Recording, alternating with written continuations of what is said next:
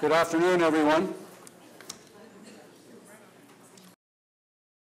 My name is Vice Chancellor of the University of New Brunswick. Bienvenue à tous. Welcome to the fourth event in the Big Thinking lecture series of Congress 2011. It's only the second day of Congress, and I think you'd have to say we've already made history.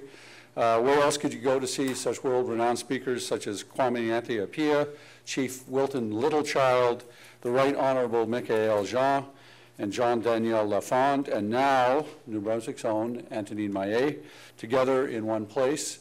I have to say, for me, it's been a very intense experience, and the words thought-provoking don't quite describe what's happening inside my head at this moment. Lots and lots of challenges, lots and lots of very interesting ideas. They will resonate for a long time. The University of New Brunswick and St. Thomas University are very honored to be co-hosting this historic event, especially as it marks the 80th year of the Congress, the 100th year of St. Thomas's founding, and the 225th year of the founding of the University of New Brunswick. We're thrilled that we've been able to share this lecture series and our successes, the work of our researchers, our culture, and this monumental event with you. And we'd like to thank you very much for joining us. Merci d'être venu. It is now my pleasure to invite Graham Carr, President of the Canadian Federation for the Humanities and Social Sciences, to introduce the woman you've all come to see.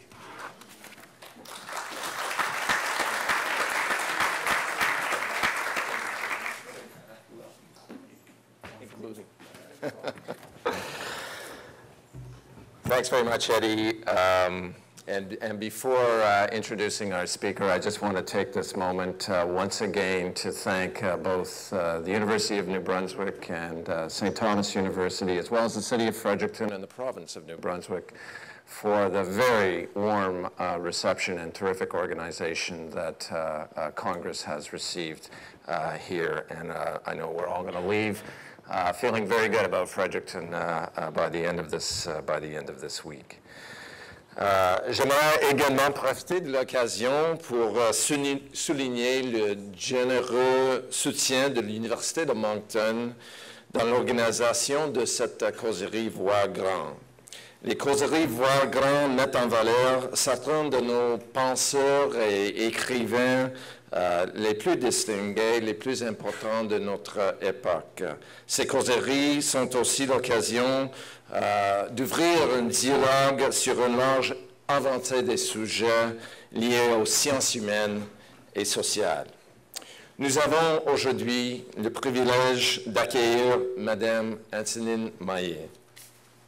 Je suis convaincu, je suis certain que plusieurs d'entre vous sont déjà très familières avec l'œuvre de Madame Maillet.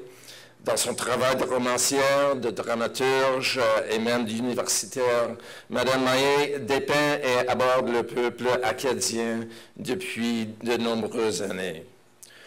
En 1971, sa pièce « La Sagouine » a été encensée par la critique et le caractère novateur de ses œuvres a été souligné au fil des ans par des multiples honneurs. Elle est, par exemple, récipiendaire d'un prix Goncourt, entre autres, et est membre de nombreux ordres.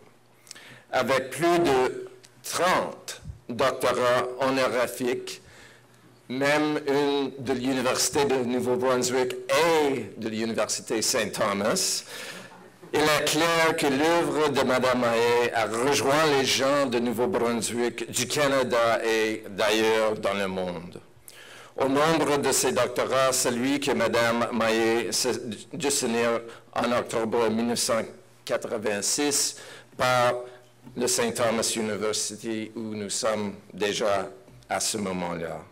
Son talent pour évoquer la riche et émouvante histoire du peuple acadien a retenu l'intérêt de lecture du monde entier et suscité un impressionnant volume de travaux critiques. Veuillez accueillir chaleureusement Madame Antonine Maillet.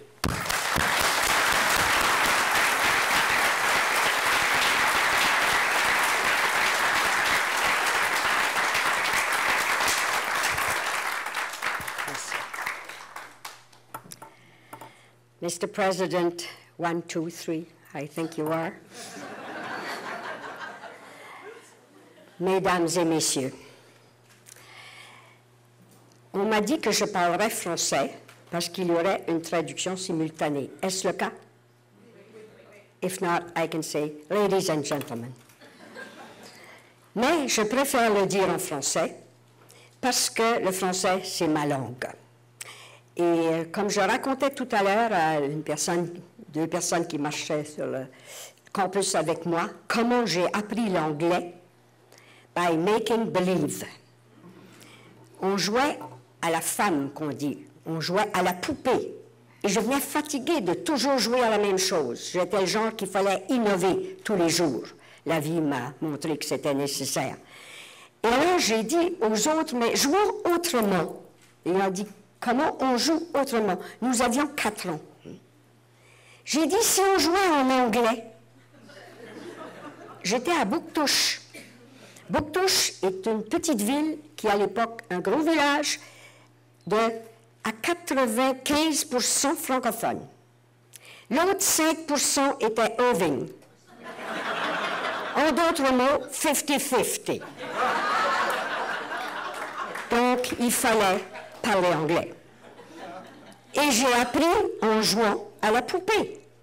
On ne connaissait pas l'anglais, sinon qu'on l'avait entendu l'accent. Et je savais qu'il y avait beaucoup de bing, bang, bong dans l'anglais.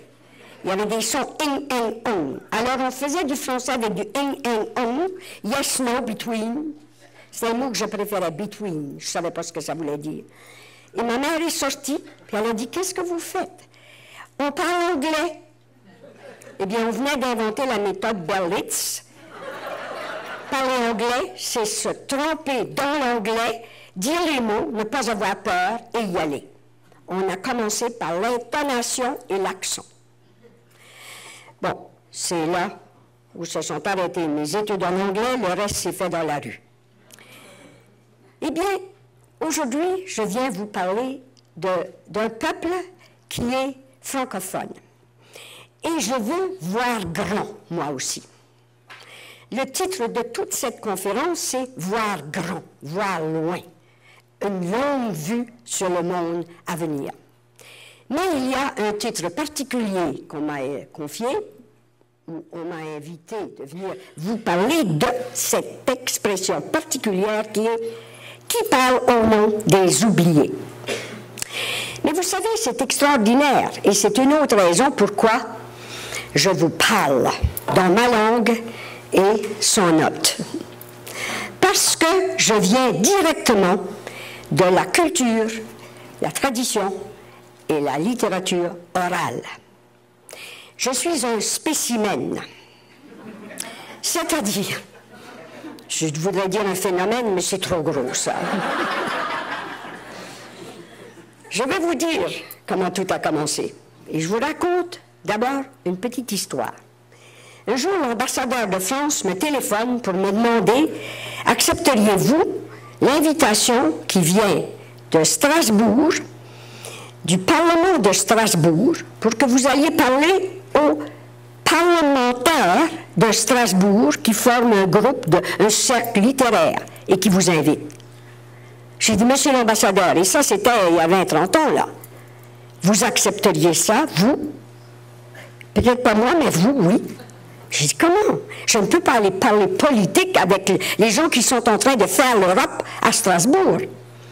Vous n'allez pas parler politique. J'ai dit, parlez quoi? Vous, parlez de vous.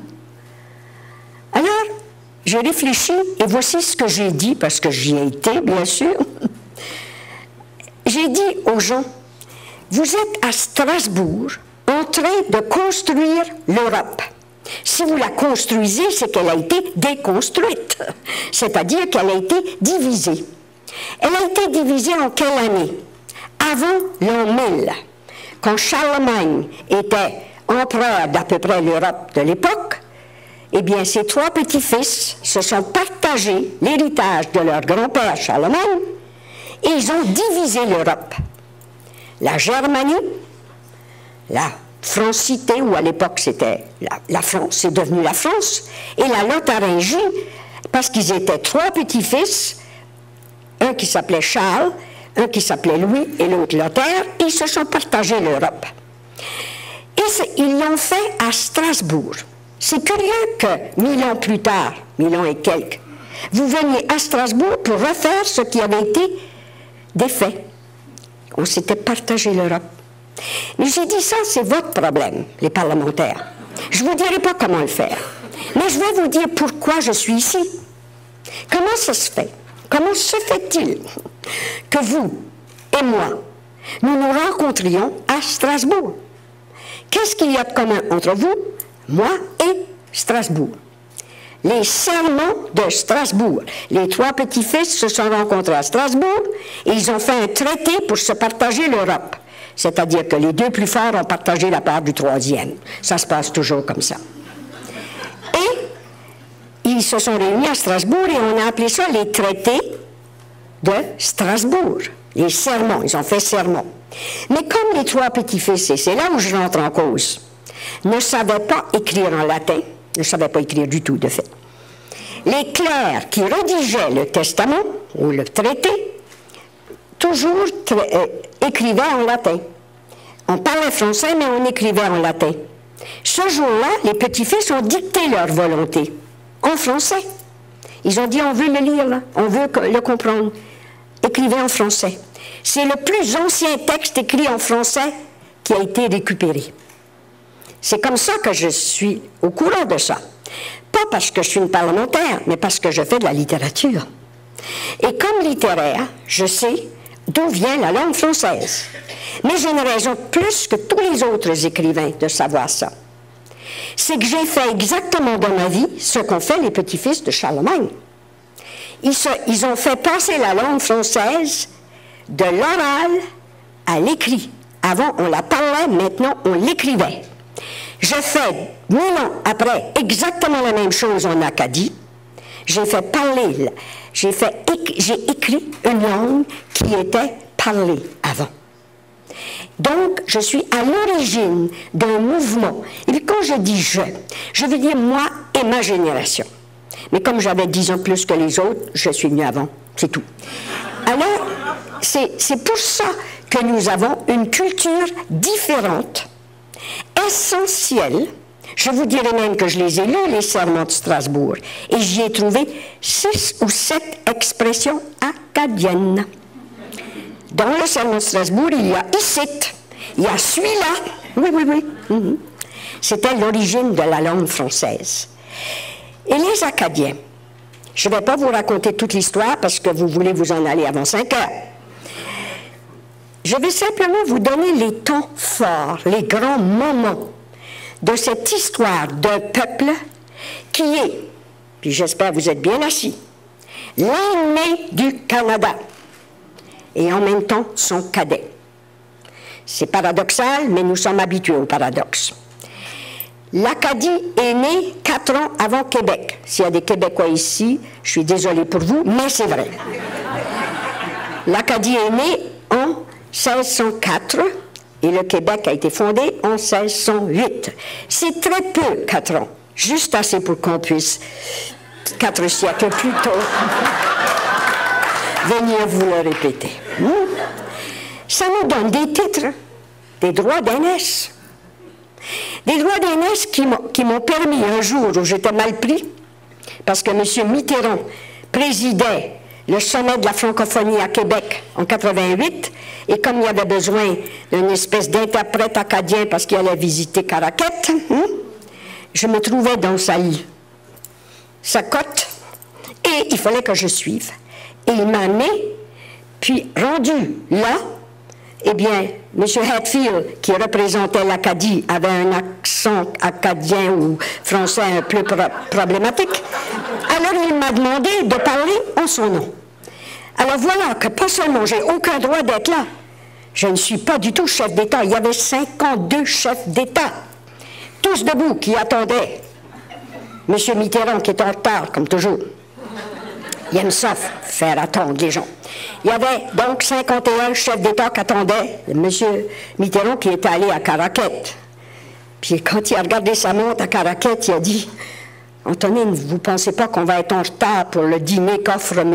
Hatfield? » J'ai dit « Peut-être un peu, mais savez-vous que ça fait 4 siècles qu'on attendait le roi de France? » Il a été tellement honoré par le roi de France, il a dit « Allons visiter la forge ». Et on a été une demi-heure en retard. J'ai dit une demi-heure sur 4 siècles, c'est pas tellement. Donc, quand j'arrive, M. Redfield me demande de parler à sa place. J'ai dit, mais quand? Il dit, maintenant. Maintenant. Ça, c'est pire que parler à l'Université de Toronto en anglais pour la première fois. Alors, j'ai pensé, il faut que je dise quelque chose de gros, de fort, d'important. Tout de suite, une phrase, pour qu'ils m'écoutent.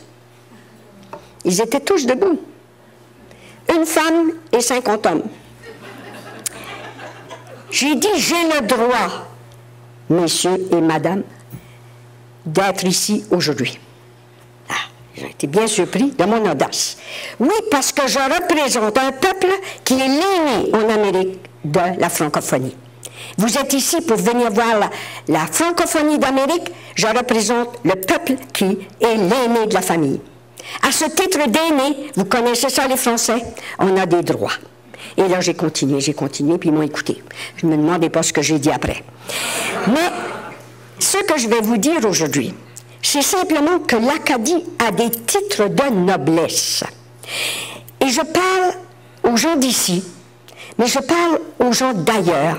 Je parle à tous les Canadiens, francophones et anglophones et autres, tous les Canadiens. On doit connaître son histoire profonde, son histoire intime, sa petite histoire qui n'a pas été écrite dans les livres, mais qui a été écrite dans la mémoire du peuple. Et c'est pourquoi on a une littérature orale tellement riche.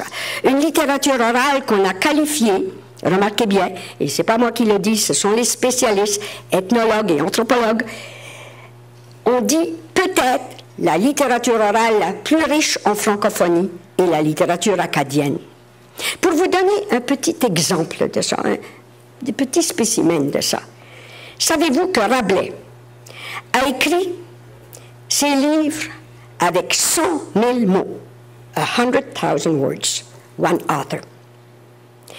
Après lui, un siècle après lui, Racine, le plus grand peut-être des auteurs français, ou l'un des plus grands, sûrement aussi grand que Rabelais, a écrit toute son œuvre, sa correspondance comprise, avec 5000 mots, 5,000 words. Mais où sont passés les 95 000 autres? En Acadie, en Nouvelle-France, dans les Antilles, oui, en Indochine plus tard. Pourquoi? Parce que la France était rendue au pinacle de sa culture au XVIe et XVIIe siècle. Alors on avait commencé à perfectionner cette langue. Puis, les Acadiens sont arrivés juste à ce moment-là, avant qu'on codifie la langue, qu'on la mette dans les dictionnaires, qu'on fonde des académies qui disaient « on ne peut plus dire la gorge, tout ça pour la gorge, ça suffit de dire la gorge ».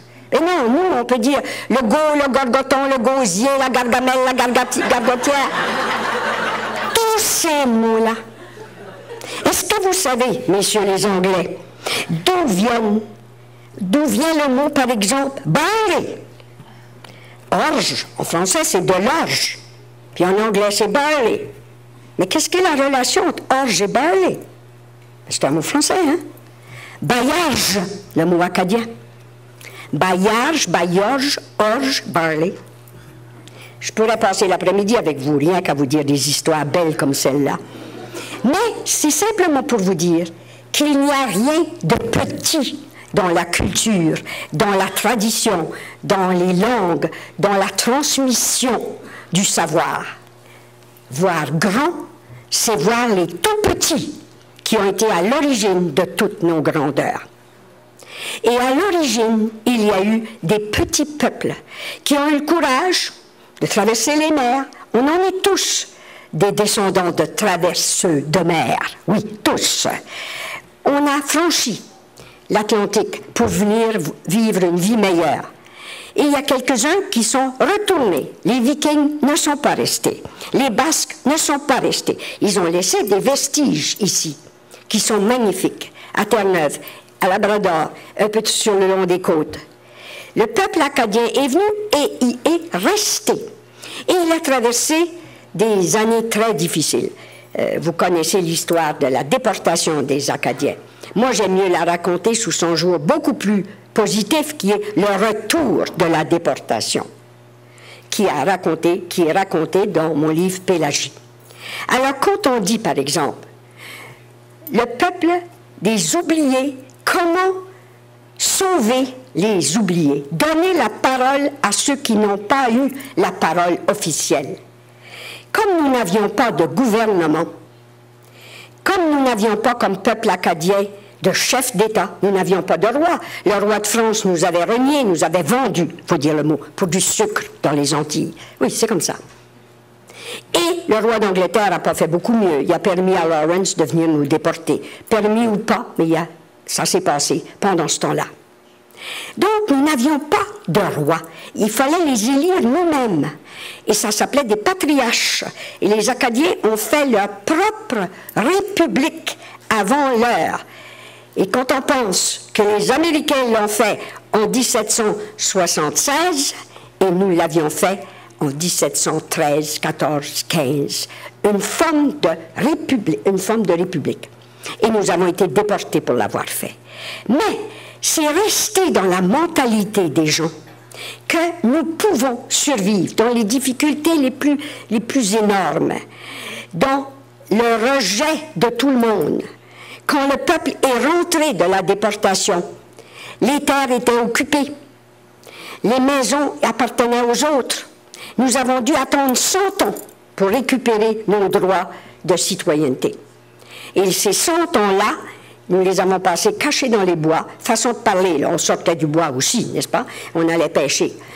Eh bien, il reste que 100 ans, ça forme un peuple, ça. Nous sommes rentrés dans les bois, quelques familles, et nous sommes sortis 100 ans plus tard, un peuple. Et à ce moment-là, qu'est-ce que le peuple acadien a fait? Il s'est donné une voix, une parole. Tout le monde s'est rassemblé à Memramcook, et puis on a dit, qu'est-ce qu'on va faire pour faire vivre ce peuple acadien-là? Et parfois l'histoire fait bien les choses ou s'amuse à jouer avec les dates. C'est en 1881 que le peuple acadien a envoyé sa délégation à Memramcook. Il est sorti 5000 personnes des bois. On était rentrés même pas 4-5 000, oui, 100 ans plus tôt. Mais là, c'est juste les représentants, les chefs. Déjà, on était... Mais il n'y avait pas de télévision à l'époque. Les nuits étaient noires et longues. Alors, on a fait toute une famille énorme. On est sortis de là très nombreux. Et ce peuple-là a compris que s'il avait pu traverser 2 siècles comme ça, un siècle de déportation, un siècle de cachotterie, eh bien, il avait peut-être d'autres siècles à conquérir par la suite. Et quels sont ces siècles-là? Le 19e, le 20e, puis maintenant le 21e. Mais jusqu'à tout récemment, on ne savait pas si on avait droit de citer encore, c'est-à-dire comme peuple. N'allez pas croire qu'on nous a maltraités trop. Non, non, non, c'est pas ça que ça veut dire. Mais comme peuple, avions-nous le droit de continuer à être. Et je vous dirai, un peuple demeure à la condition qu'il garde son identité, ce qui s'appellerait son appartenance. Une identité, en général, ça concerne une personne. Mais une identité générale, c'est une appartenance. Or, quelle est l'appartenance des Acadiens? C'est à sa langue, à son histoire, à sa mémoire, à ses traditions et ses coutumes qui se transforment, bien sûr, qui évoluent comme tous les autres peuples. Mais si l'Acadie perdait sa langue, son parler, ses souvenirs et sa mémoire, il n'existerait plus. Et c'est comme ça que pendant la déportation, il y a eu des Leblancs qui sont devenus des Whites et qui n'appartiennent presque plus à ce peuple-là. Quand il est arrivé, quand il a fallu sauver ce peuple, il n'y avait plus de gouvernement qui pouvait nous défendre au début. Il n'y avait que les chansons, il n'y avait que les contes, il n'y avait que la tradition orale qui se perpétuait. Et je me rappelle tellement qu'en 1955, mon père, 54, mon père était mourant à l'hôpital de Chatham et pendant son agonie, mais on se relayait, les membres de la famille, et j'allais parfois fouiller, passer dans les corridors, parler aux gens. Je suis entrée dans une chambre où il y avait là une très, très vieille personne. Elle avait 98 ans. Elle s'appelait Nazarine Maillet. Alors, je lui ai parlé et elle m'a raconté des histoires. Sa mère était une cormier, comme moi. Maillet, son père, comme moi. Elle m'a raconté l'histoire de Pierre à Pierrot, qui était mon ancêtre à moi, et le sien. Et j'ai appris des choses sur l'histoire de ma famille et de mon peuple d'une vieille de 98 dont le grand-père sortait comme enfant de la déportation.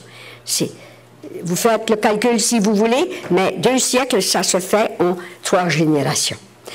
Alors, j'ai tellement été impressionnée, éblouie, que toute ma vie, je me suis dit, je n'ai pas le droit de laisser mourir Nazarine. Elle est certainement morte maintenant. Mais Nazarine vivra toujours. Pourquoi? Parce que toutes ces Nazarines qui nous ont transmis quelque chose d'unique au Canada, d'unique presque au monde, parce que c'était pas courant des déportations d'un peuple, c'est-à-dire une tentative de génocide, là. C'était pas tant si courant que ça. Ça s'est fait. Mais en plein 18e siècle, c'était plutôt rare. On était déjà dépassé ça. Et alors, nous, on l'a vécu, on s'en souvient, on le raconte, et pas seulement on le raconte, on le magnifie. On est capable de sublimer ça et de créer un peuple qui aura la parole. C'est pourquoi les premiers artistes acadiens, en plus de dessiner sur les portes de grange des chevaux magnifiques, en plus de faire du violon, de taper du pied, de chanter. Puis on dit que la plus grande épreuve qu'on puisse faire subir à un Acadien, c'est de lui attacher les pieds et lui mettre un violon dans les mains. Bien. Alors, ça veut dire quoi? Ça veut dire qu'on a une voie naturelle vers la création, vers les arts. On n'avait pas le pouvoir économique. Je vous ai dit que les Irving occupaient Toubouctouche. On n'avait pas le pouvoir politique. Donc, il nous fallait un autre pouvoir, et ça a été le pouvoir de la parole, de la créativité, ça a été le pouvoir par les arts, mais les arts populaires.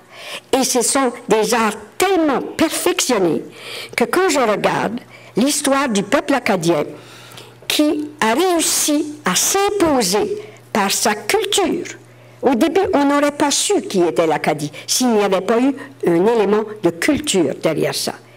Et sa culture est l'une des plus anciennes, parce que si elle vient de France, qui est fondée, il y avait 1500 ans à peu près à l'époque, si on sait que cette France-là descendait directement, c'est-à-dire par sa culture, de la civilisation gréco-latine, on a donc le droit de remonter, nous aussi, jusqu'à Babylone, jusqu'à l'Égypte, jusqu'à la Grèce, la Crète, la Grèce, Rome, l'Europe occidentale de l'époque, l'Amérique, l'Acadie qui vient en premier. On est les premiers héritiers de cette grande civilisation gréco-latine à s'implanter en Amérique. Je dis bien les premiers, Amérique du Nord, j'entends, parce que nous sommes plus anciens que le Mayflower. Oui, de quelques années. Les premiers, pas seulement au Canada, mais en Amérique du Nord, un peuple à s'installer. Donc, nous sommes les premiers détenteurs d'un trésor commun qui est la version moderne de la civilisation gréco-latine. Alors, quand je dis ça tout de suite, je pense à quoi? Pensez Homère. Sans doute, peut-être, on ne le sait pas, le plus grand écrivain de tous les temps. En passant, je salue Shakespeare, que je considère le plus grand de tous les temps modernes. Eh bien, je m'en excuse auprès de Molière, la France a peut-être produit une plus grande littérature dans son ensemble, mais le plus grand de tous, c'est sans doute Shakespeare.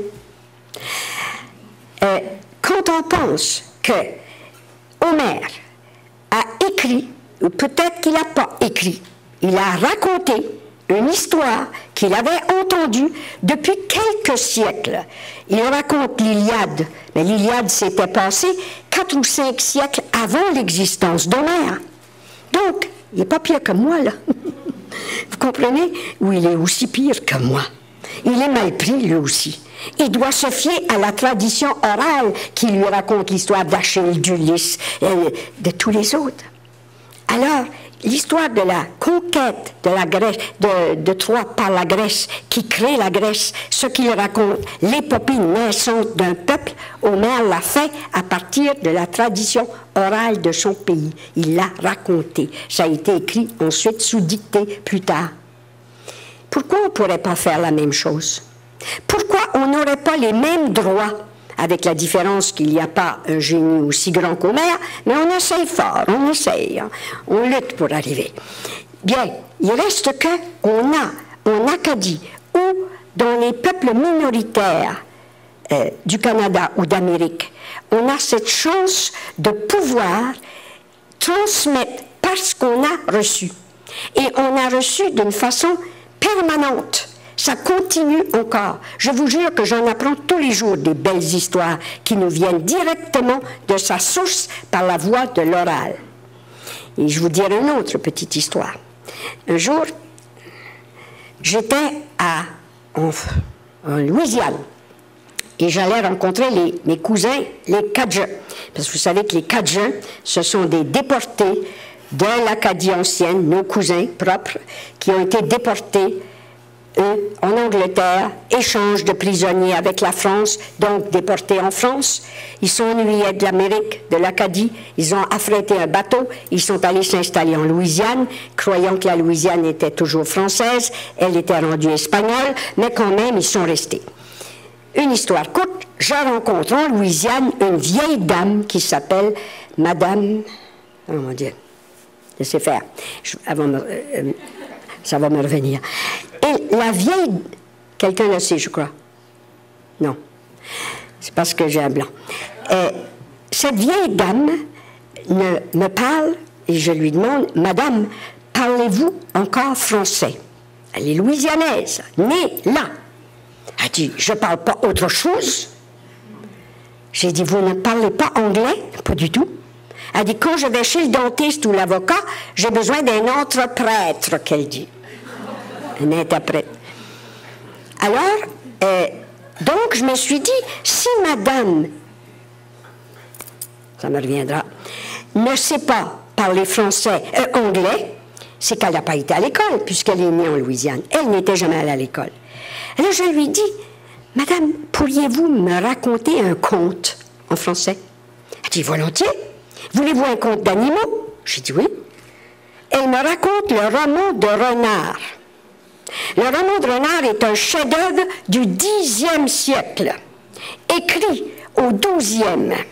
Donc, tout le monde qui l'a étudié dans les universités, dont moi, on l'a étudié, écrit 2-3 siècles après avoir été dit oralement. Elle n'a jamais été à l'école, elle n'a pas pu lire ça. Elle a appris directement de son père, de son père, de son père, le père du père, du père, du père. Il venait directement en droite ligne.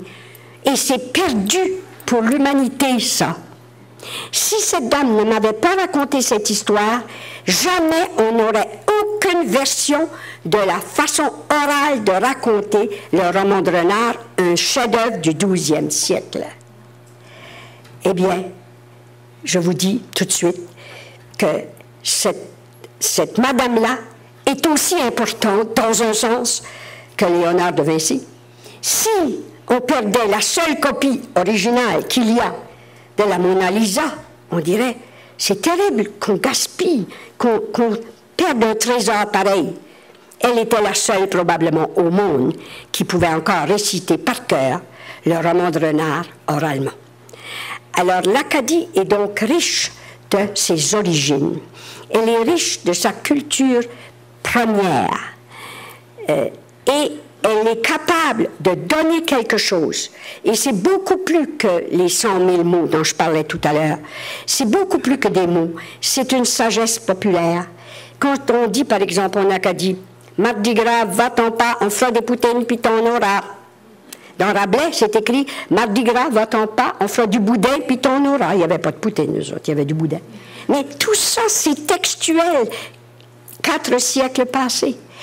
On l'a reçu presque de bouche à bouche. Alors, cette tradition-là est magistrale et très importante. Et c'est ça le peuple qu'on appelle aujourd'hui le peuple oublié. Et il serait oublié s'il n'y avait pas les écrivains, les créateurs, les artistes pour le sauver d'abord, le transcrire ou le réécrire, le réinventer et le rendre. Qu'est-ce que fait la Sagouine? Là, je suis obligée de parler d'une œuvre à moi, mais c'est parce que c'est la première qui est sortie dans cette espèce de flot, de flux, de nouveaux mouvements des mers qui arrivaient et qui se répandaient sur nos côtes. La première œuvre qui a été faite avec cette langue, avec cet esprit, avec ces histoires-là, c'est la Sagouine. Eh bien, c'est une femme du peuple au plus bas niveau, underdog, c'est le cas de le dire, une laveuse de plancher, même en acadien on dit une fourbisseuse de place, à quatre pattes, par terre, qui frotte le plancher des autres, parce qu'elle ne peut pas laver son plancher. À elle, il n'y a pas de plancher dans sa cabane, c'est de la terre battue. Alors elle lave chez la femme du docteur. Elle lave dans les grands magasins, elle lave dans les couvents, elle lave dans les collèges, elle lave à l'église, elle lave dans les maisons du gouvernement, elle lave à Radio-Canada. Et elle a dit elle-même, quand je suis à quatre pattes dans la place à Radio-Canada, je suis rendue bien bas, bien bas. Pretty low, pretty low. Alors, ça veut dire quoi? Ça veut dire que cette Sagouine a ramassé toute la crasse des autres et l'a mise dans son seau d'eau sale. Et elle a vu une étoile. Elle a rêvé, elle, d'une vie meilleure. Elle rêve du printemps. Elle rêve de justice. Elle rêve, même pas d'équité salariale, elle n'en est pas là, mais d'égalité. Elle rêve des droits de l'homme. Avant qu'on en parle de personne, on dirait droit de Sagouine. Oui. Elle rêve de ça, et c'est une étoile. Et cette étoile se reflète dans son seau d'eau sale, qui contient la crasse des autres. Alors elle peut dire, à ce moment-là, avec justice et avec justesse, les deux, au gouvernement, voici ce que vous nous faites. Elle peut dire, par chance qu'il y a eu la guerre. Elle est heureuse qu'il y ait eu une guerre, parce que c'est le seul temps que vous avez vu que nous, on mourait de faim. Et vous êtes venus nous chercher pour aller défendre les pays des autres. Et pendant que nos hommes mouraient là-bas, les veuves recevaient leur chèque de veuve et on a pu manger. C'est des sagesses populaires comme ça qu'on a entendues, qui à première vue sont extravagantes, sont énormes, mais qui sont vraies, et vraies partout, vraies dans tous les peuples. La preuve, un jour quand j'ai été reçu en France, dans une ville de province, je ne suis pas obligée de la nommer, mais c'était autour de Châtellerault. Et on me reçoit parce que j'avais eu le prix Goncourt, parce que j'avais écrit la Sagouine, puis on n'aurait pas reçu la Sagouine, mais on m'a reçu. Moi, je l'avais écrit. Et alors, très bien, et quand on vient me chercher à la gare, et j'ai ma valise, et quand je descends pour arriver chez le notable qui me reçoit, il y avait le maire, tout. Et j'ai voulu prendre ma valise, mais on a dit non, non, laissez. Ces hommes-là n'ont pas pris ma valise. La Sagouine est venue ramasser ma valise. Une dame toute courbée, toute percluse, rhumatisante, s'est penchée et ils l'ont laissé prendre ma valise. Et quand on a eu le dîner, très somptueux, à la française, c'est bon, et tout à coup, l'autre qui me recevait dit, « Madame, dites-nous donc la vérité. Des Sagouines, est-ce que ça existe encore? » À ce moment-là, j'ai senti frôler quelque chose près de mes pieds. Elle était là à ramasser mes miettes à genoux. J'ai fait ça. J'ai dit, oui, monsieur, ça existe encore. Je ne vous dirai pas que j'ai été bien reçue après, mais je voulais make a point. Les Sagouines existent encore, existent partout, mais c'est chez nous qu'elle a été faite, qu'elle a été créée, qu'elle a été diffusée, qu'elle a été reconnue.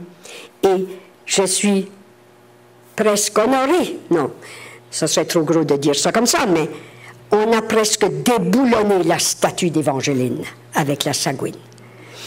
Il reste que je n'ai pas honte de savoir que c'est une femme comme la Sagouine qui peut représenter un peuple. Non pas parce que les Acadiens sont à quatre pattes, pas du tout.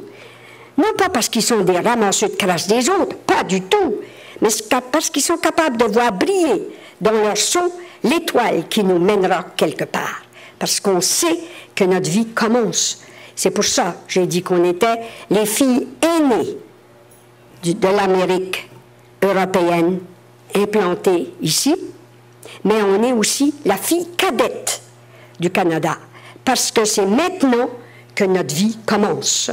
On a vécu cette transformation, cette transplantation lente qui nous a pris 3 siècles, et maintenant, je pense qu'on est capable de reconnaître les auteurs acadiens, les chanteurs acadiens, les danseurs, les musiciens, les peintres acadiens, les sculpteurs. On en a qui peuvent traverser le pays, traverser le Canada, traverser de l'autre bord dans les vieux pays, et ils ne déshonorent pas le pays. Et je crois que c'est à l'avantage de tous, du Canada et de l'Amérique, de reconnaître qu'il y a des peuples oubliés, et que si ce n'était pas des artistes qui sont les avant-gardistes, de par leur fonction, de par leur métier, de par leur mission, comme a dit Vigny, le poète n'est pas, si le monde est un navire, le poète est à la proue du navire, il n'est pas au gouvernail. Au gouvernail, il y a Harper, il y a les autres, c'est eux les gouvernants. Alors, mais le poète, il est à la proue du navire pour dire à celui qui est au gouvernail, attention, là il y a des récifs, attention, là il y a du danger. Et regarde en haut, il y a l'étoile du berger qui annonce l'avenir.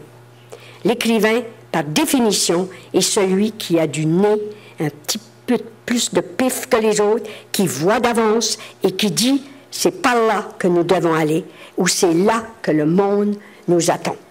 Et l'Acadie est attendue aussi, comme les autres, et je suis sûre que vous allez tous l'applaudir quand elle sera là.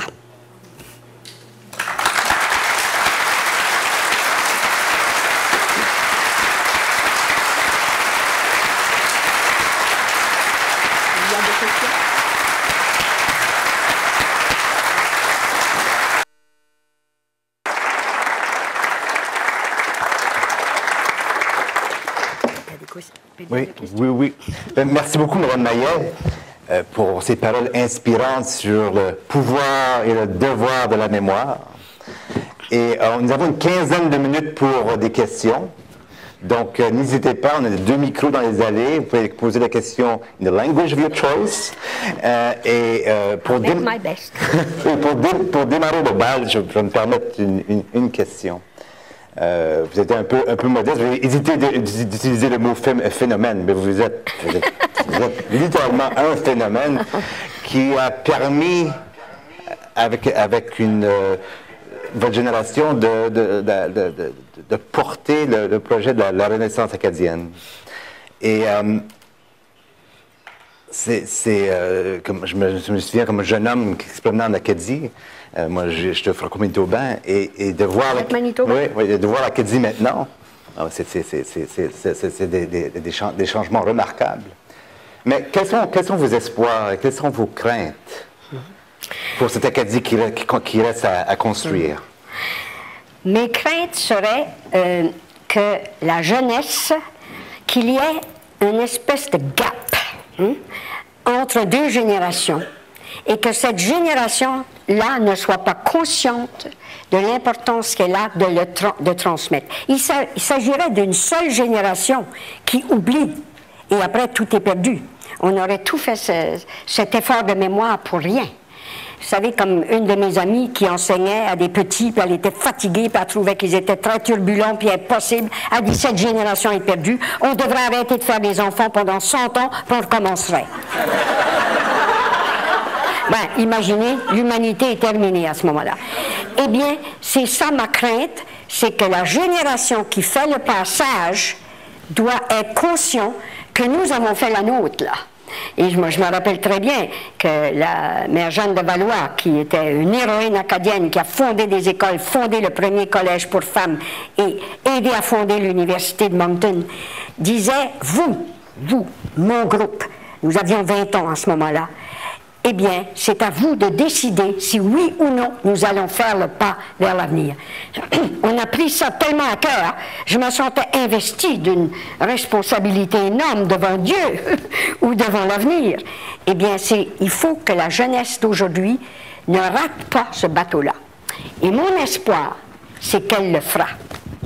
J'ai confiance parce que je suis consciente aujourd'hui que s'il y a beaucoup de jeunes Acadiens qui parlent français négligemment ou qui renoncent à le parler, qui sont assimilés ou qui préfèrent devenir universels. Moi aussi, je veux être universel, mais ça ne nous empêche pas d'être incarnés, ça. Il n'y a pas un auteur universel qui parle de l'homme avec un H majuscule. L'universel, c'est Pierre, Jean-Jacques, Marguerite, Marie et Catherine, qui sont incarnés dans la vraie réalité, mais qui ont assez de profondeur pour représenter l'universel. Alors, si on ne croit pas, si on ne veut pas sauver Pierre, Jean-Jacques, on est perdu. Mais par contre, moi je crois que pour beaucoup d'Acadiens qui laissent dilapider leur vie et ne prennent pas à cœur cette nécessité, ce besoin, cette mission qu'elles ont de transmettre l'héritage, il y en a suffisamment qui sont profondément intéressés et profondément conscients. Même ceux qui parlent chiac, même ceux qui parlent français très douteux, ils sont conscients qu'ils sont acadiens et qu'ils doivent transmettre la mémoire. Alors mon espoir est parce qu'ils sont là, et ma crainte, c'est s'ils n'étaient pas là. Très bien. Encore personne derrière ces micros. C'est incroyable. Ça me permet de poser une deuxième question. Et c'est dans un monde où le nettoyage ethnique est malheureusement de plus en plus fréquent. Qu'est-ce que l'expérience acadienne peut, en termes de sa particularité à elle, qu'est-ce que cette expérience acadienne peut donner Quand on dit, par exemple, une des qualités des Acadiens, et ça c'est, moi je ne dis pas quelles sont mes qualités, mais je dis les qualités reconnues par tout le monde chez les Acadiens, c'est son hospitalité, sa bienveillance, son accueil généreux. Je pense que tout le monde est d'accord avec ça, que les Acadiens forment un peuple ouvert, généreux, accueillant et qui a du plaisir à vivre et qui veut partager avec les autres. Si c'est vrai ça, c'est notre test comme jamais, parce que on aime la visite. La preuve, notre slogan, c'est « Faites comme chez vous ». Soyez les bienvenus.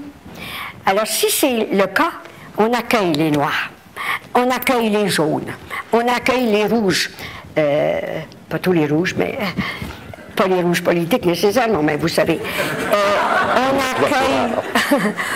On accueille les autres. On sait que nous, on a été autres pour quelques-uns. Moi, quand je vais à Vancouver, je suis un autre. Même au Manitoba, parfois. N'importe où, on est différent. Mais c'est ça la beauté de l'humanité, c'est d'être différent. Si on pense qu'est-ce qu'un Français, un Français, ça a été un H-U-N, un Celte, un Burgonde, un Gaulois, un français. Bon, ça a pris beaucoup de temps. Puis maintenant qu'il était devenu vraiment français, là, il reçoit les autres de partout, puis là, il est français arabe, il est français juif, il est français noir, il est français tout. Mais tant mieux, il a vécu ça à ses origines, il va le revivre maintenant, parce qu'il faut renouveler le sang de partout. Et si l'Acadien peut comprendre ça, que c'est un enrichissement, on a du sang indien, amérindien, on peut avoir du son inuit, j'adorerais ça, c'est le plus vieux peuple en Amérique du Nord, ce sont les Inuits, 15 000 ans. Si je pouvais dire que j'ai 15 000 ans, j'aimerais beaucoup ça. Eh bien, voilà, si on peut reconnaître la richesse de ces peuples-là et ce qu'ils ont à nous offrir et nous apporter, et être accueillants. Mais, le danger, pas perdre l'essentiel de ce que nous sommes. Continuer à garder le meilleur de nous. Ça ne veut pas dire que le français, il faut continuer à le parler comme Rabelais. C'est pas ça du tout que ça dit. Ça veut dire que ce français universel qui évolue continuellement, qui se perfectionne et qui s'humanise, parce qu'il rentre dans l'humanité, il doit recevoir la collaboration des autres. Je ne dis pas des étrangers, les autres, les différents. Merci encore. Ces micros qui sont... On a un auditoire. Ah, merci beaucoup. Donc, si vous pouvez vous présenter et ensuite poser votre question. Yes, my name is Kate Graves. My grandmother is a cadette. On ne vous comprend pas. Plus proche. My name is Kate Graves. I'm a cadette from Newfoundland. And my question is Pointe-le-Pro part of Acadia? Je n'ai pas compris. Is Pointe-le-Pro part of Acadia? Part of Acadia. In Newfoundland, Pointe-le-Gros. No. Ah, New Brunswick. Ah, Pointe-le-Gros. Yeah. Is Pointe-le-Pro part of Acadia territory and heritage? Acadia territory is a very difficult question because we cannot define a territory for an Acadian people. The Acadians are a people more than a country. So the ancient territory was all of Nova Scotia, part of New Brunswick, part of Prince Edward Island, actually part of Quebec, Gaspésie, and the Madeline Islands. But you cannot say, I think Pointe-le-Pro wouldn't be in the actual Acadian territory because the Acadian territory would be where the Acadians are. And they're mostly from on the coast, from the north, especially la péninsule acadienne, Caracat region, all of the coasts coming down, Kent County, Westmoreland, and different spots of different parts. But I don't think that Pointe-le-Pro would be where the Acadians are, no? I wouldn't. It has a French name. It's a French name because it was French at a point. Who was time. Le Pro? Yes, of course. Who was Le Pro? I don't know. No, that I wouldn't know. But certainly it's a French name. You can't miss that. But at the origin, like you have around Fredericton, a lot of French words, French names, because the Acadians were there before. Like Beau Séjour is actually in an English part of New Brunswick.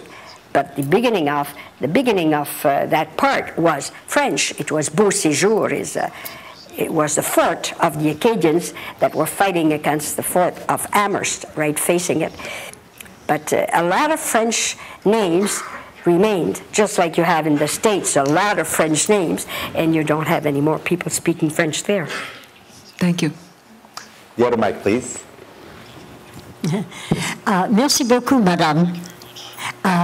Je suis née en Angleterre et j'ai vécu quelques ans aux États-Unis, mais j'ai vécu la majorité de ma vie au Canada et je ne savais presque rien des Acadiens, mais il me semble, et je vous prie, s'il vous plaît, nous dire que vous pensez de l'écrivain Longfellow, le poète Longfellow. Je l'admire beaucoup. Et si vous pouvez me dire, s'il vous plaît,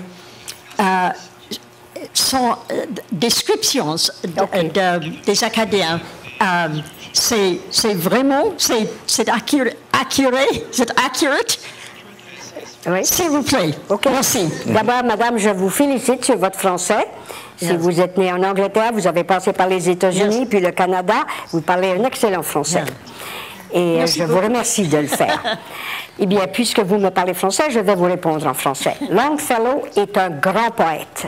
Longfellow a été l'un des premiers best-sellers aux États-Unis, à l'époque où ça n'existait pas encore. Alors, il était un écrivain de grande qualité, un poète. Il n'est pas le plus grand, mais il est un des grands parce qu'il écrivait de la poésie narrative.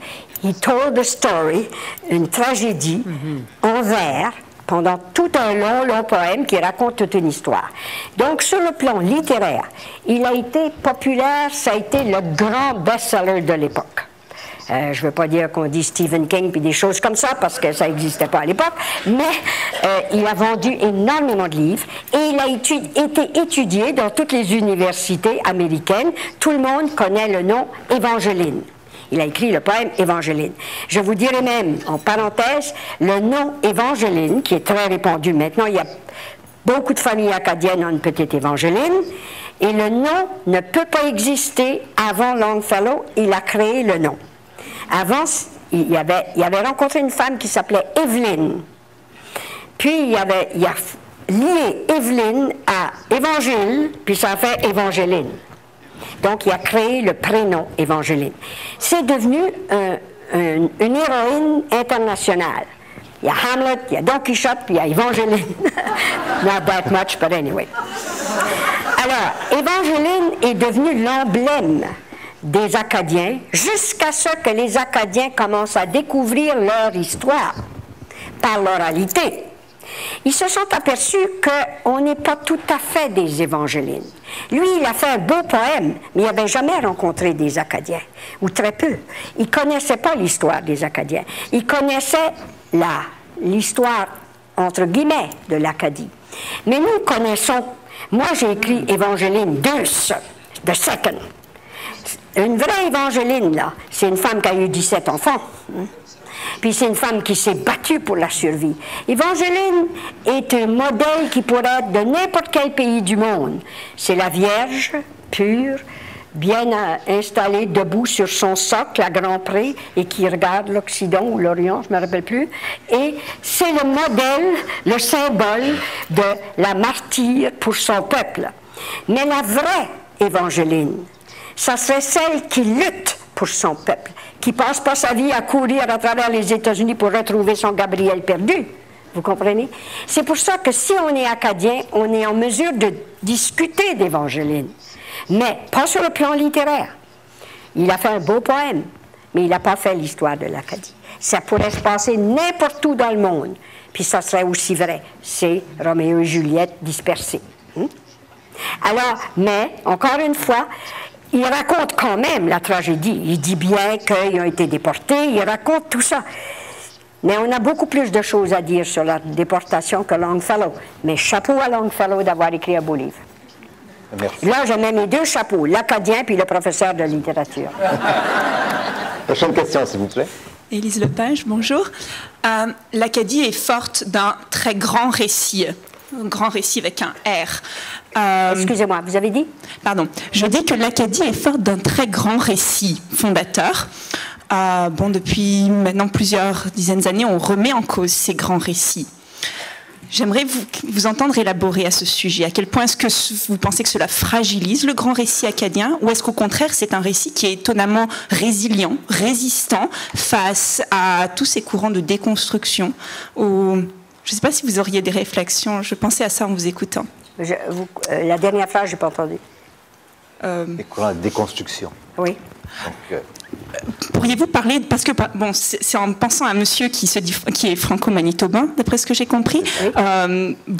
Les franco-manitobains ont aussi un récit autour de Louis Riel. Les franco-ontariens, à mon avis, n'en ont pas, mais les Acadiens en ont un très très fort pour le coup.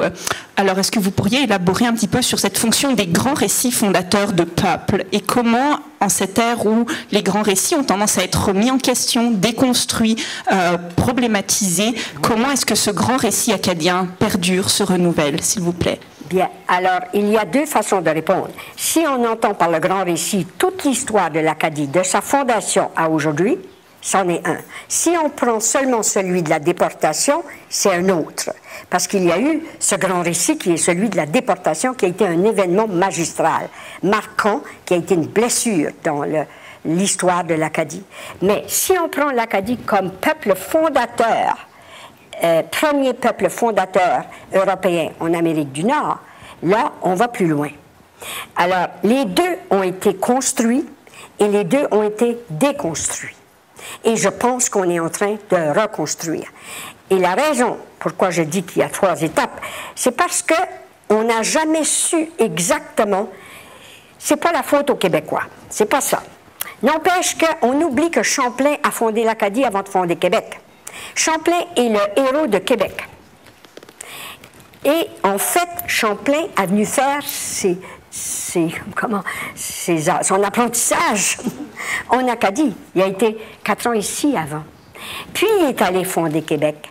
Alors il y a toute une histoire en Acadie qui est celle qui va se répéter à Québec, sauf que Québec a eu cette chance, oui, c'est une chance, de progresser rapidement. Et l'Acadie, au contraire, a régressé parce qu'à un moment donné, elle n'avait pas le flux de gens qui allaient vers le Saint-Laurent et qui montaient à Québec. On ne venait plus en Acadie. Alors c'est pour ça que ces deux fondations qui se sont nuies l'une à l'autre dans un sens. Et on a oublié une grande partie de ce qui s'était fait. On pourrait, par exemple, élaborer énormément sur tout le commerce que faisaient les Acadiens. Ils étaient des commerçants redoutables. Ils étaient même des tricheurs, ils étaient des contrebandiers, ils étaient fantastiques. Vous savez, quand on dit, moi j'adore ça parce que j'écris l'histoire des bootleggers, mais quand on dit que les Acadiens, c'est le pauvre peuple martyr, attention, hein, on se défendait très bien. Et le peuple acadien avait ce qui s'apprenait pour se construire. Mais il a été à l'ombre de Québec. Alors, on a perdu une partie de cette histoire-là. Il y a eu le phénomène de la déportation, ce que le Québec n'a pas eu, qui peuvent nous envier, mais ce n'est pas enviable. Alors, on a eu ce grand moment qui est une épopée quand on y pense. La définition d'une épopée, c'est la naissance, c'est la fraction de seconde qui précède la naissance d'un peuple. Au moment où on ne sait pas qui va gagner, l'épopée commence. L'épopée de l'Iliade commence au moment, juste avant qu'Achille arrive pour sauver le peuple qui décide qu'il va faire la guerre à Hector et la Grèce va détruire Troie. Le peuple acadien a vécu ça à la déportation. L'Acadie était morte. Si Pélagie ne rassemblait pas sa famille dans une charrette à bœufs pour la ramener au pays, l'Acadie, on n'en parlerait plus aujourd'hui. Elle serait aussi ignorée, peut-être plus encore que Champlain en Acadie. Alors, il y a eu destruction, là. Mais, après ça, on a reconstruit petit à petit parce qu'elle est venue. Elle est rentrée en Acadie. On a reconstruit ce peuple-là. Maintenant, ce que vous entendez par construction, destruction et reconstruction, je sais très bien, c'est sur le plan littéraire. Sur le plan historique, pas littéraire. Comme vous voulez, moi je voulais juste vous entendre parler là-dessus. C'est parce que si on se place du point de vue moi, je me place dans mon point de vue à moi. Alors, il y a eu cette construction d'un peuple. Il y a eu l'oubli d'un peuple. C'est pour ça que j'en ai parlé aujourd'hui, parce que c'était le titre qu'on m'avait proposé, ce peuple oublié. Il y a eu ce peuple que l'histoire a trahi. Et les Acadiens ont fait mentir l'histoire. L'histoire n'a pas de page. Quand j'étudiais, moi, l'histoire, quand j'avais 12 ans, 9, 10, 11, 12 ans, British History, il y avait un paragraphe sur l'histoire de l'Acadie. Un paragraphe qui racontait mon histoire dans un livre d'histoire. Alors ça, c'est de la déconstruction. Ça, c'était qu'on n'existait plus, c'était terminé.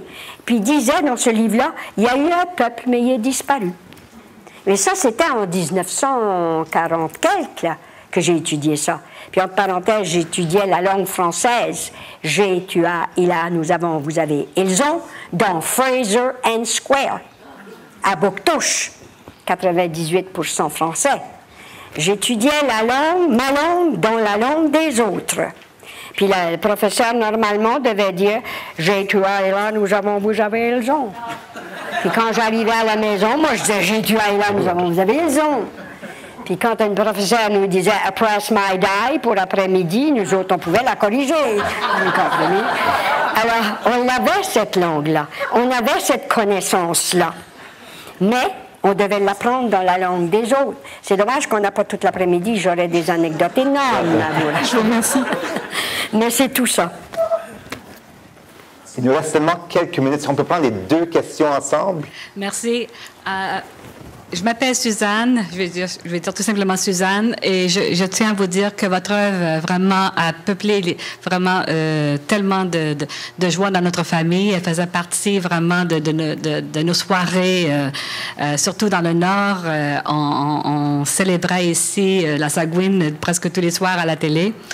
Mais au fond, ma question a trait aux Sagouines de ce monde. C'est quoi? Aux Sagouines. De ce monde. La Sagouine. Maintenant, maintenant, c'est aux Sagouines de ce monde. Si la Sagouine devait faire le Parlement à d'autres Sagouines, quelles leçons est-ce qu'elle transmettrait aujourd'hui pour améliorer leur sort? Elle dirait, c'est pas d'avoir de quoi qui rend une personne bénaise, c'est de savoir qu'elle va l'avoir. C'est-à-dire, ça c'est de l'acadien. Traduit en français, c'est pas c'est pas d'avoir une chose qui rend le bonheur, c'est de savoir qu'on va l'avoir. Et saint Thomas l'a dit 8 siècles avant la Sagouine, en latin, je le dirai pas en latin, je m'en souviens même pas, ce n'est pas la chasse, ce n'est pas le bonheur, la possession qui rend quelqu'un heureux, c'est la chasse au bonheur qui rend heureux. La Sagouine, toute son œuvre peut se résumer dans cette phrase-là. S'il vous plaît.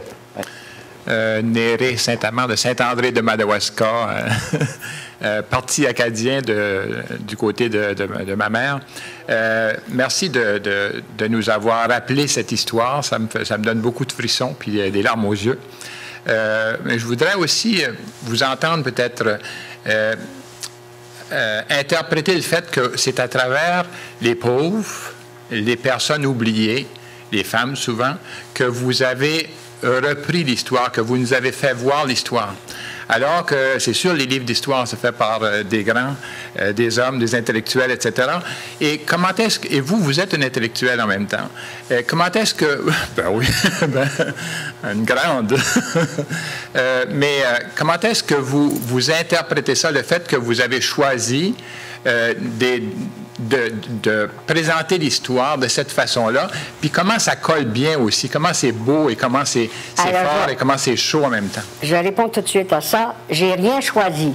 On m'a choisi. J'ai pas inventé la Sagouine. La Sagouine existe avant moi et elle est entrée en moi et c'est elle qui a parlé. Et je peux vous dire très honnêtement comment ça s'est passé, je vais le faire très court, monsieur. C'est que j'envoyais des textes à la radio, ça s'appelait Billets littéraires d'Antonine Maillet, et j'ai venu fatigué de me faire appeler des billets littéraires. Et un jour, j'ai dit non, je vais écrire ce qu'il y a de plus fondamental à dire en Acadie. La vie est trop courte pour s'amuser à jouer avec des mots. Alors, je vais fermer les portes de mon cerveau puis laisser parler mon subconscient. Qu'est-ce qu'il a à dire si j'ouvre la porte aux autres? Et elle est sortie de moi puis elle a dit, je reste en bas, je suis venue au monde telle date, avant la guerre, non, c'était pas la première, la deuxième. Ces mots-là me sont venus, j'ai entendu la voix de la Sagouine, et la Sagouine était multiple à ce moment-là. Je pouvais l'appeler Caroline, Laurette, Sarah, j'en connaissais beaucoup, mais c'était leurs voix qui sont arrivées. Et c'est par après, si on m'avait dit, tu vas écrire une icône, une remplaçante à Évangeline, ben je l'aurais mis debout d'abord, hein? Mais non, je l'ai mis à 4 pattes. Représenter un peuple à 4 pattes, j'aurais jamais fait ça. Je ne savais pas que la Sagouine allait représenter un peuple, qu'elle allait devenir une icône. Je ne savais pas du tout, je l'aurais malmenée, je l'aurais fait autrement, je l'aurais embellie, je l'aurais maquillée, je l'aurais habillée correctement. Alors j'ai fait la femme qui s'est présentée à moi, et c'est bien après que j'ai compris qu'elle symbolisait un peuple qui était à genoux, mais qui levait la tête, puis cherchait son étoile. C'est après que j'ai compris qu'elle représentait quelque chose. Mais un écrivain, je crois, la plupart ne font pas un dessin de leur livre avant. Et ce n'est pas les plus grands qui font ça. Ils ne savent pas ce qui va sortir. Je vous parierais, mais je ne peux pas le parier parce qu'il n'y a pas de preuve, que Shakespeare ne savait pas la suite de son To Be or Not To Be quand il a commencé. Alors, on ne peut pas le savoir parce que ça nous dépasse. Et surtout quand on crée un personnage qui représente une foule, qui représente tout un peuple. S'il représente... J'ai pas vécu la vie de la Sagouine, moi. quand on me dit, par exemple, ben, tu n'as jamais été une fille à matelot, non. Tu n'as jamais gagné ta vie à laver des planchers, à peine si je lave le mien. Tu n'as jamais quitté aux portes, tu n'as pas... C'est vrai. Puis tu n'avais pas cet âge-là à l'époque, maintenant je l'ai dépassé. Eh bien quoi? Moi aussi, je rêvais du printemps. Moi aussi, je rêvais de la justice. Moi aussi, je rêvais de sortir mon peuple de la misère. Alors, l'essentiel de la Sagouine, je l'étais. Mais je ne savais pas qu'il y avait cette part de Sagouine en moi. Merci. Je vais vous inviter à poser des questions après la conférence. On n'a malheureusement plus de temps.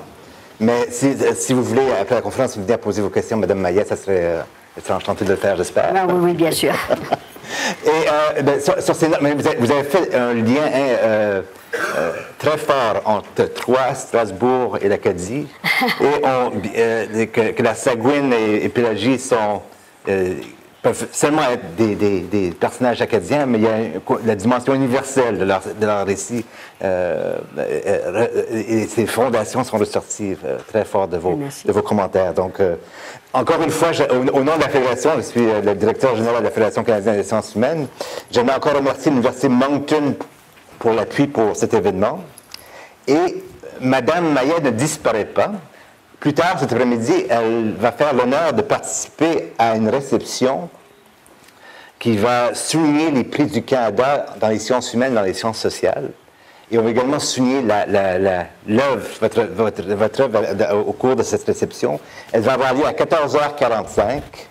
Et là, je dois lire la réception de Alumni Lounge in the Alumni Memorial Building in the campus of UNB at 15:45 later today.